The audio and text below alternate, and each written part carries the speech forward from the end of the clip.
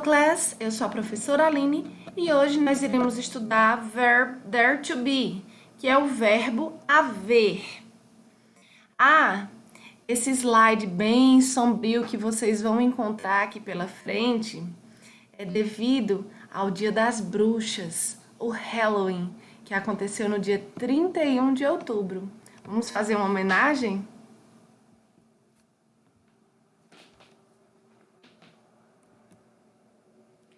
Gente, o verbo there to be é o verbo haver em português, certo?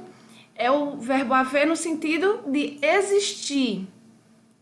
Ele possui em inglês duas formas de conjugação. Uma forma para o singular, que vai ser there is, certo? Que a tradução é há. E uma forma para o plural, que é there are. There are, que também vai ser há em português, certo? Em inglês, nós vamos fazer essa diferenciação entre singular e plural. Já em português, não tem. A gente fala sempre do mesmo jeito, independente de a frase estar no singular ou no plural, certo? Um detalhe, esse verbo aqui, there to be, que é o verbo haver, ele é um verbo impessoal, ou seja, ele não vai admitir, ele não vai precisar de um sujeito, certo? De uma pessoa que faça a ação.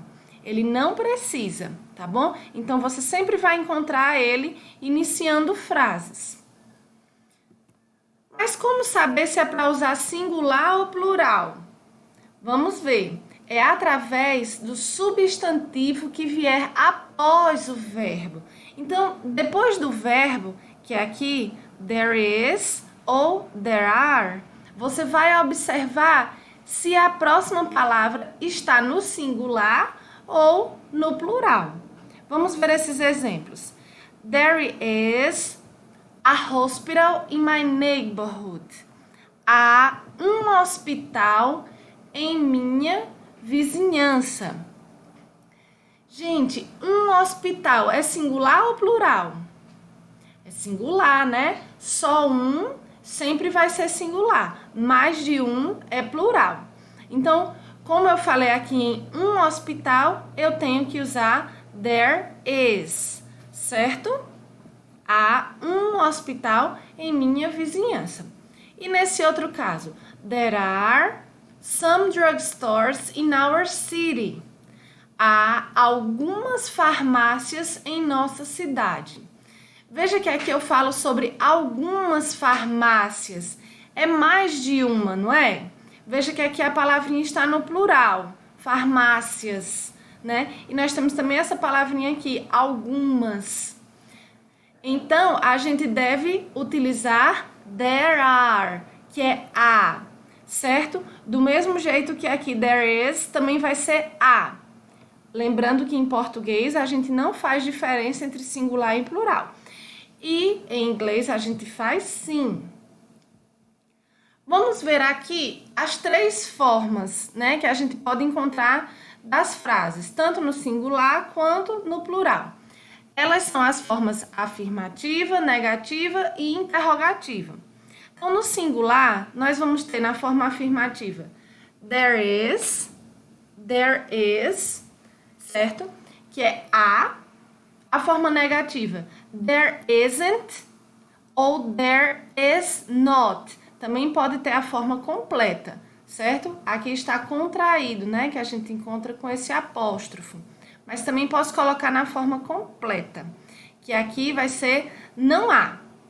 E na forma interrogativa, a gente troca de lugar essas duas palavrinhas. Vai ficar is there? Há.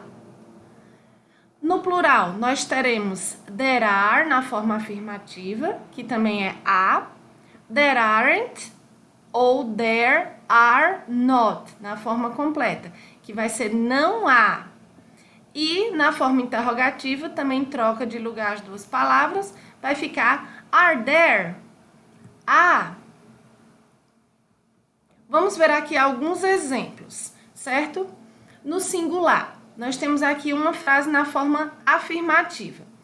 There is ou there's, eu também posso contrair, certo? Esse is aqui junto com o there. There's a movie theater in my city.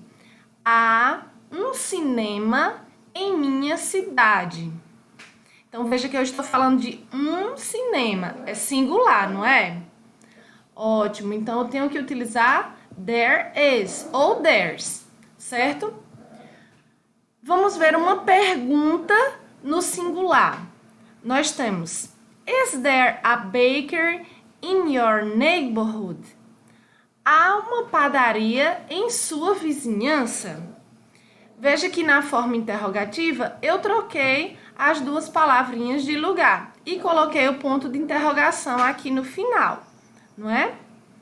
E a forma negativa do singular: There isn't a shopping mall in my city. Não há um shopping em minha cidade, certo? Vejam que todas as palavrinhas que vêm em seguida do verbo estão no singular. Um shopping, uma padaria e um cinema. Agora vamos ver o plural, certo? Também os três tipos de frase. A afirmativa: There are some movie theaters in my city. Há alguns cinemas em minha cidade. Veja que there are não tem forma contraída, por isso que eu não coloquei aqui, certo? Are there any bakeries in your neighborhood? Há algumas padarias em sua vizinhança? Aqui nós temos uma pergunta, né? Para pergunta, eu faço a inversão do there com o are, né? Veja que aqui está o contrário, né? Primeiro eu vou colocar o are na interrogativa e depois o there. Veja que o que vem em seguida está no plural e no final tenho um ponto de interrogação. E na forma negativa: There aren't any shopping malls in my city. Não há nenhum shopping em minha cidade, certo? Então, forma negativa, tanto eu posso colocar there aren't como there are not, certo? É isso aí, pessoal. Semana que vem a gente continua com esse assunto.